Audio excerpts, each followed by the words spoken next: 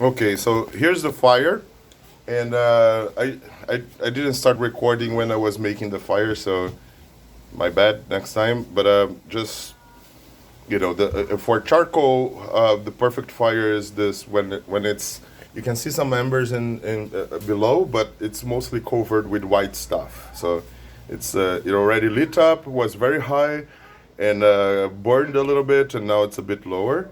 So that's perfect smoke, perfect amount of heat, and here's the picanha after I cleaned it.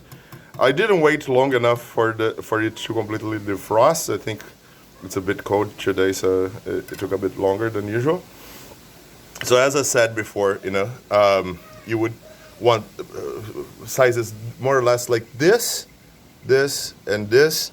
If you're looking into putting it through this spare thingy, we call it espeto, or if you're trying to serve, a bit quicker, you can do along this direction, and along this direction it will cook the whole thing at once. So you serve the whole thing, the whole strip at once. While if you do the thing with the spear, you would serve one cut at a time. So it's a lot longer, but it's also more delicious. So here's the fat, as I said. Keep this. Even if you want to, not eat too much fat, what I would do then is cook with the fat so that it drips, sort of gives the flavor for the meat. And then before serving, I would maybe, remove a little bit of the fat or completely the fat. That's a little bit, not the right thing to do with the picanha, but if you eat enough picanha, eventually, your doctor is going to tell you to do that. So it better sort of prepare. And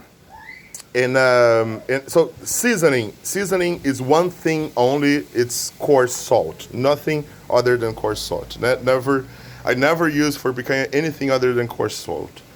Some people use some like of this barbecue seasonings or anything like that.